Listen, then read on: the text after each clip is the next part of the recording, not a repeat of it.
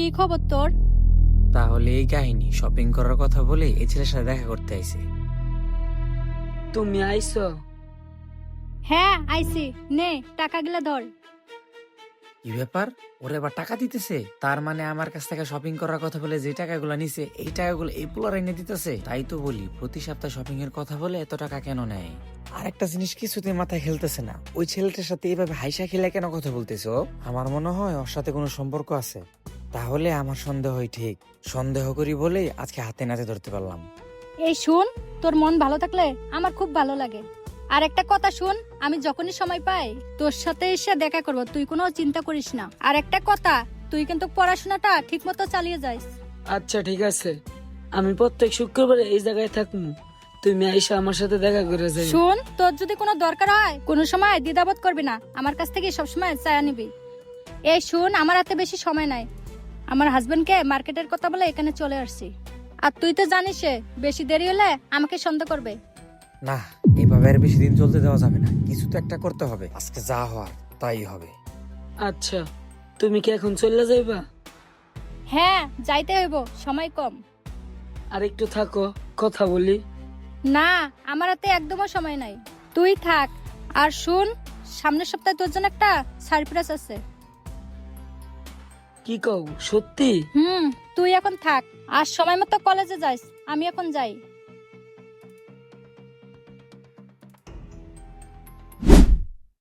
এই দাঁড়া, কই গেছিলি তুই? হ্যাঁ, এই দিক দিয়ে কেউ মার্কেটে যায়? তোর কোন দিক দিয়ে মনে হইলো এই দিক দিয়ে মানুষ মার্কেটে যায়? তুই আগে আমাকে এইটা বল।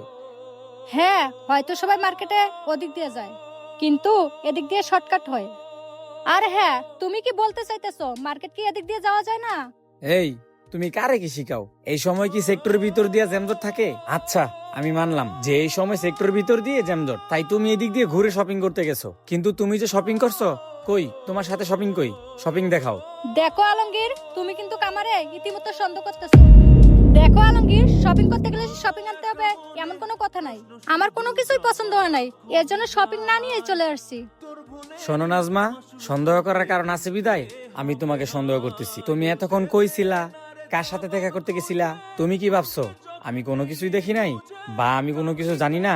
আমি কিন্তু সবই দেখছি। তুমি কার সাথে দেখা করতে গেছো? হ্যাঁ, যখন তুমি দেখে ফেলছো এখানে লুকানোর কি আছে, আমি দেখা করতে গেছিলাম। হ্যাঁ, লুকানোর কোনো কিছু নাই সেটা আমিও জানি, কিন্তু আমি বেশ কয়েকদিন যাবত আমি তোমাকে সন্দেহ করতেছি, আর সন্দেহটা বিফলে যায় নাই। আর ওই ছেলেটাকে যাকে তুমি টাকা দিলা, ওই ছেলেটার সাথে তোমার কি সম্পর্ক? সম্পর্ক? তুমি কোন সম্পর্কের কথা বলতেছো? কেন, তুমি কি বুঝতেছো না আমি কোন সম্পর্কের কথা বলতেছি? হ্যাঁ, সম্পর্কের কথা সেটা আপনি জানতেই পারেন। তাহলে শোনেন, ওই ছেলেটার সম্পর্কে আমার আপন ছোট ভাই লাগে। ভাই? ভাই মানে এইটা আবার কেমন ভাই লাগে, যার সাথে কিনা লুকিয়ে লুকিয়ে দেখা করতে হয়? আর আমি কিনা ওই ভাইয়ের বিষয়ে জানি না? আমি যতটুকু জানি তুমি তো এতিম। এই দুনিয়াতে তোমার যেমন কেউ নাই, ঠিক এই দুনিয়াতে আমারও তেমন কেউ নাই, যার কারণে আমি তোমাকে বিয়ে করছি। আমি যতটুকু জানি তুমি একটা সৎ মানুষ, কিন্তু তাই বলে তুমি লুকিয়ে লুকিয়ে একটা ছেলের সাথে দেখা করবা আর তাকে তুমি ভাই বলে দিবা? এইটা আমি কিভাবে মেনে নিব? দেখেন, এখানে সন্দেহ করার মতো কিছু নাই। এই শোনেন, ও আমার আপন ছোট ভাই, ও একটা ইতিম।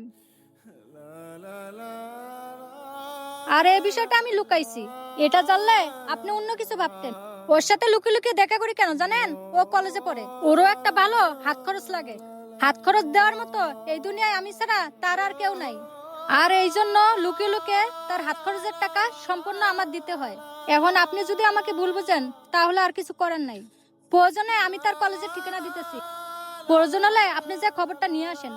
আচ্ছা ঠিক আছে, তাহলে আজকে থেকে তুমি তোমার ভাইয়ের সাথেই থাকো। তুমি এটা কি বললা? আমি ওর সাথে দেখা করার জন্য, হাত খরচ দেওয়ার জন্য তুমি আমাকে ছেড়ে দিবা? এই দুনিয়ায় আমার আপনজন বলতে যেমন আমার ভাই ছাড়া কেউ নাই, ঠিক তেমনই আমার ভাইয়েরও আমি ছাড়া তার আপন বলতে কেউ নাই। আমার ভাইয়ের জন্য দরকার পড়লে আমি রাস্তায় থাকতে পারবো। ঠিক আছে, তাহলে আমি আমার ভাইয়ের সাথেই থাকবো। আরে পাগলি, আমাকে ছেড়ে দেওয়ার কথা বলি নাই। আমি বলতে চাইছি আজকে থেকে তোমার ভাই আমাদের সাথেই থাকবে। অতএব আমরা তিনজন একসাথেই থাকবো, কারণ আমরা তিনজনই এতিম। কারণ এই তিনজনেরই, এই তিনজন ছাড়া আর কেউ নাই। আচ্ছা, এখন তাহলে তোমার ভাইয়ের কাছে যাই, চলো। প্রত্যেকটা সম্পর্ক টিকে থাকে বিশ্বাসের উপর, অতএব একে অপরকে বিশ্বাস করতে শিখুন। আর আমাদের ভিডিওটি আপনাদের ভালো লেগে থাকলে অবশ্যই লাইক কমেন্ট শেয়ার করে দিন। ধন্যবাদ।